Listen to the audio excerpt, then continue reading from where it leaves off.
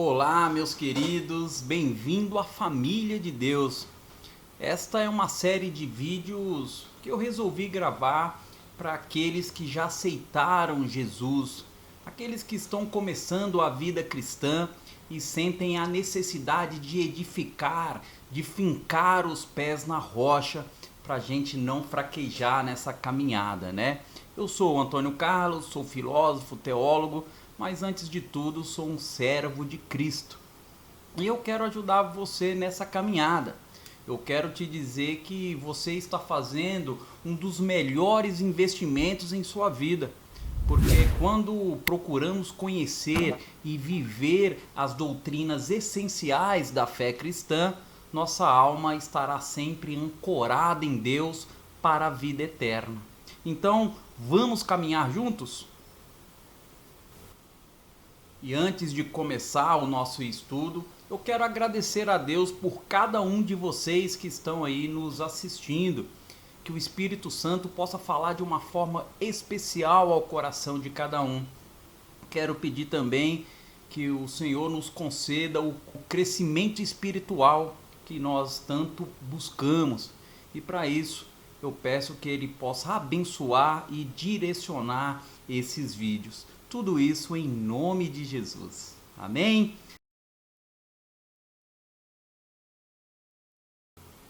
Receber a Jesus como Senhor e Salvador e crer em seu maravilhoso nome nos dá o poder de sermos feitos filhos de Deus. Mas qual é o alvo de Deus para um filho recém-nascido? Vamos ver o que a Bíblia diz. Ora, como recebestes Cristo Jesus, o Senhor, assim andai nele radicados e edificados, e confirmados na fé, tal como fostes instruídos, crescendo em ações de graças.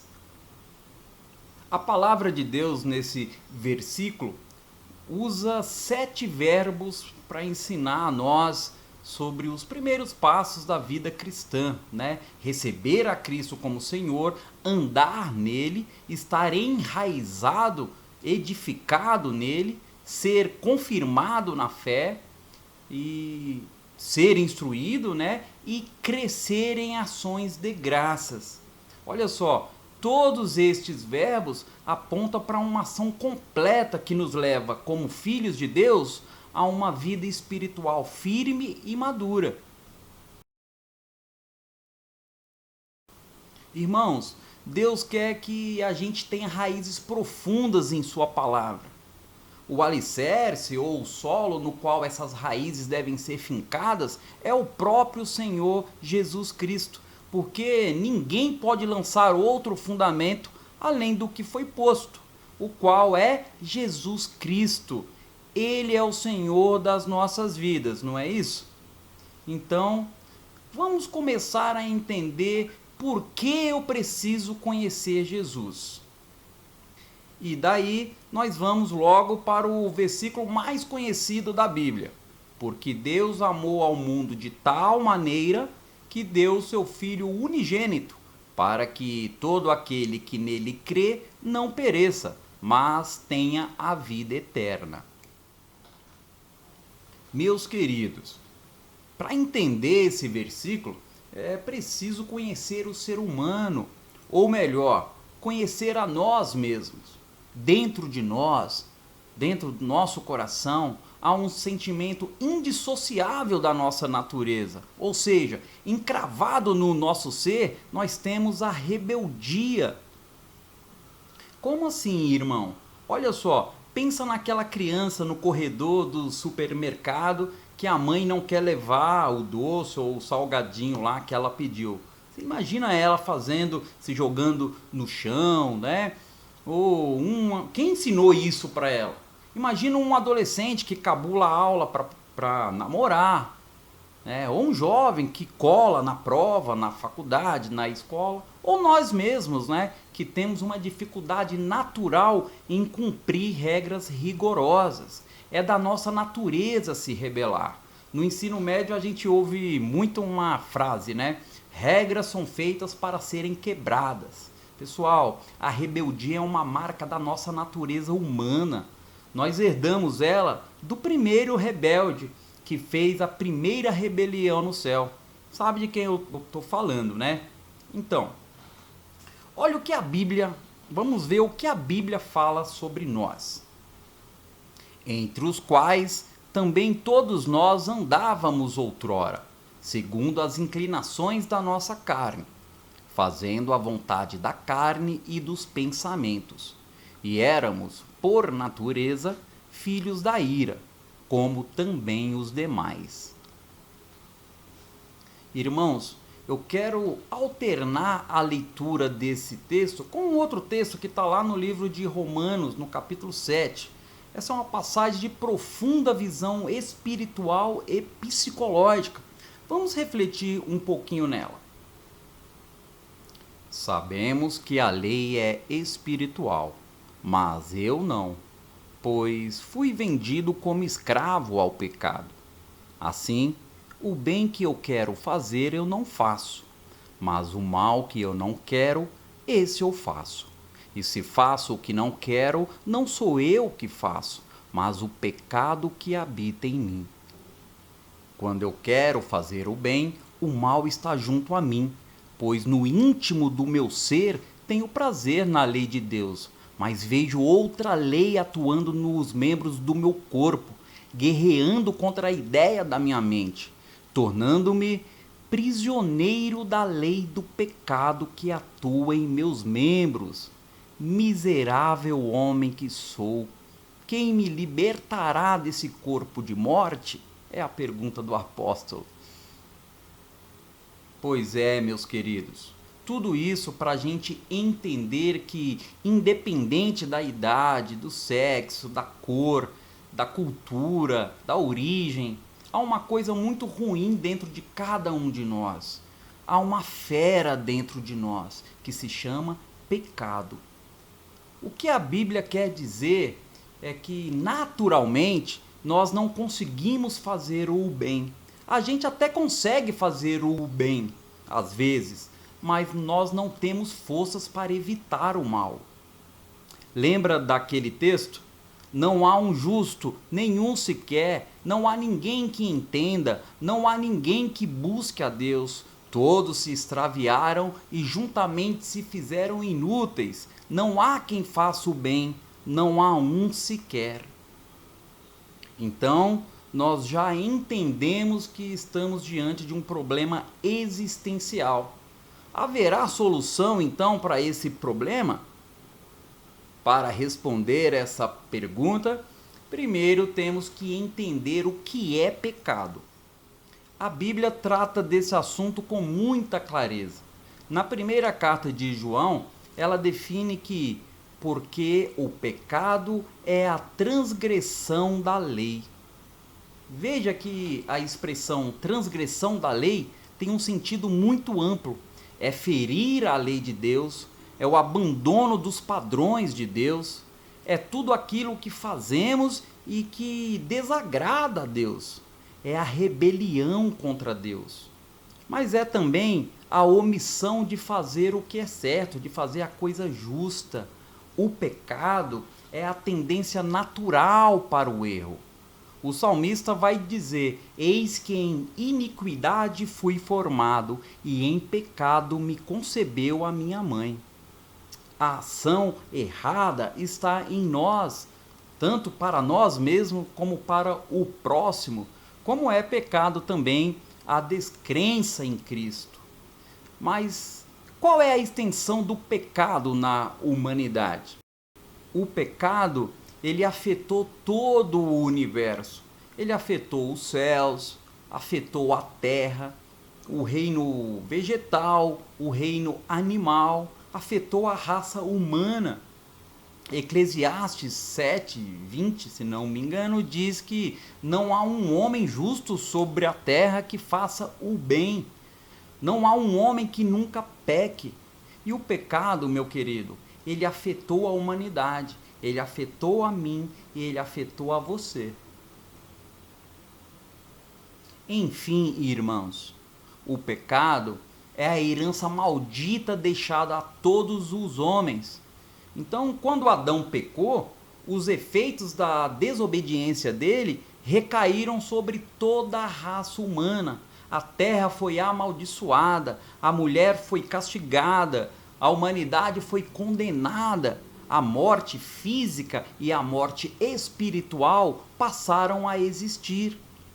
As relações entre o Criador e a criatura foram imediatamente cortadas. Isaías 59:2 vai dizer que vossas iniquidades fazem separação entre vós e o vosso Deus, e os vossos pecados encobrem o rosto de Deus sobre vocês, para que, uma vez com o rosto encoberto, Deus não consegue nos ouvir. E pior ainda, os efeitos do pecado recaíram sobre nós, recaíram sobre eu, recaíram sobre você. Por isso, nós somos pecadores. Nada nós podemos fazer diante dessa situação. É por causa disso que nós já nascemos condenados. Essas verdades espirituais, elas podem ser comprovadas na leitura dos textos bíblicos, mas obviamente eu não vou ler todos, senão o vídeo vai ficar muito grande, mas estão todos sendo apontados aqui na legenda. Então, já sabemos que somos pecadores e que estamos condenados. Mas e agora? Como nós escapamos dessa condenação? É como se estivéssemos em um beco sem saída, onde não vemos nenhuma luz no fim do túnel. Mas a boa notícia é que não precisamos nos desesperar. Há uma solução para o nosso problema. E essa solução está na própria Bíblia. Olha o que diz João 3,17. Porquanto Deus enviou seu Filho ao mundo, não para condenar o mundo, mas para que o mundo fosse salvo por ele. Fiel é a palavra, irmãos, e digna de toda aceitação, que Cristo Jesus veio ao mundo para salvar os pecadores, dos quais eu sou o principal. Deus resolveu o nosso problema, irmãos, numa demonstração de grande amor por mim, de grande amor por você, por toda a humanidade. Ele enviou ao mundo o seu único filho, o seu filho amado, para derramar o seu precioso sangue na cruz e para nos livrar de todos os nossos pecados, para livrar todos aqueles que nele creem, né? Nos livrar do quê? Da condenação eterna. Isso foi um ato soberano do Pai, porque só Ele tem esse poder. Então, a primeira lição aqui que a gente pode tirar: a salvação é um ato da infinita misericórdia de Deus. Ela é dada de graça através da nossa fé, porque pela graça sois salvos, mediante a fé. E isso não vem de vós, é dom de Deus, não de obras, para que ninguém se glorie. Mas como nós já aceitamos Jesus como nosso único e suficiente Senhor e Salvador, pelo menos assim eu espero, né? E se não aceitou ainda, meu querido, minha querida, aceite-o no seu coração agora mesmo. João 3,3, é necessário nascer de novo. Qualquer coisa, veja aí o vídeo no canal sobre o novo nascimento, sobre as leis espirituais. Vou deixar os links aqui na descrição. Em qualquer um deles você verá o plano da salvação de Deus para a humanidade, para mim e para você.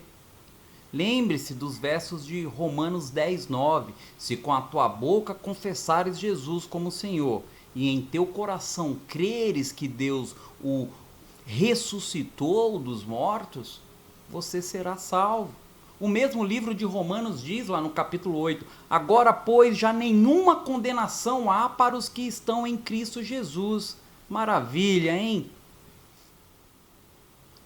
Partindo então do pressuposto que todo mundo que está vendo esse vídeo já aceitou a Cristo, vamos agora crescer e amadurecer espiritualmente pela sua graça.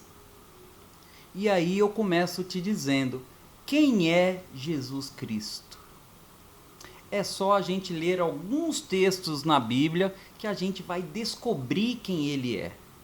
Jesus é Deus. João 1, lá no primeiro capítulo, diz que no princípio era o Verbo, e o Verbo estava com Deus, e o Verbo era Deus. No capítulo 14, o próprio Jesus disse, né? Quem vê a mim, vê o Pai, ou seja, eu e o Pai somos um. O Jesus é o tema central da Bíblia, é o tema central das Escrituras. Ele participou ativamente da criação do mundo. O primeiro capítulo de Colossenses vai dizer que Jesus é a imagem do Deus invisível, o primogênito de toda a criação, porque nele foram criadas todas as coisas que há nos céus, todas as coisas que há na terra, as visíveis, as invisíveis, sejam tronos, sejam dominações, sejam principados, sejam potestades, tudo foi criado por ele e para ele. Ele é antes de todas as coisas, e todas as coisas subsistem por ele. Jesus viveu no mundo como homem, e ele viveu também como Deus.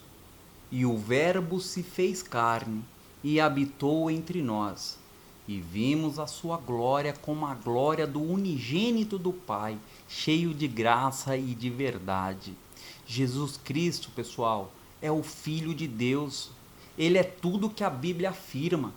Ele é o caminho, ele é a verdade, ele é a vida. E ninguém vai ao Pai senão por intermédio dele.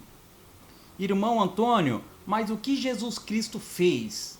Olha só, ao lermos aquele versículo lá atrás, vemos que Jesus foi enviado ao mundo. Mas enviado por quem? Por Deus. Enviado para quê? Para que o mundo fosse salvo por ele. Além de vir ao mundo para salvar o pecador, Jesus veio também para reconciliar o homem com Deus. Lá em 2 Coríntios diz que Deus nos reconciliou consigo mesmo por Jesus Cristo e nos deu o ministério da reconciliação. Isto é, Deus estava em Cristo reconciliando o mundo consigo mesmo. Jesus veio nos salvar, nos reconciliar com Deus e nos dar a vida eterna. É simples assim, meus irmãos. Quem tem o Filho tem a vida. Quem não tem o Filho de Deus, não tem a vida. Olha o que o autor aos Hebreus nos pergunta. O sangue de Cristo, que pelo Espírito Eterno se ofereceu a si mesmo imaculado a Deus, purificará as nossas consciências das obras mortas, para que possamos servir ao Deus vivo? E por isso, Jesus é o mediador de um novo testamento, de uma nova aliança. Meu querido e minha querida, o apóstolo Paulo escreveu na primeira carta a Timóteo que é da vontade de Deus que todos os homens se salvem, que todos os homens venham ao pleno conhecimento da verdade, porque há um só Deus e um só mediador entre Deus e os homens, Jesus Cristo, homem, o qual se deu a si mesmo em preço de redenção por todos, para servir de testemunho a seu tempo. Então é isso, meus queridos, esse foi o nosso primeiro encontro e nele aprendemos que somos todos pecadores e estávamos condenados. Aprendemos que Jesus é a única solução para o nosso problema, e porque só ele salva. E entendemos que a fé em Jesus Cristo é a condição para a salvação. No próximo encontro, vamos aprender melhor o que significa aceitar Jesus no coração. Não percam, né? E até lá!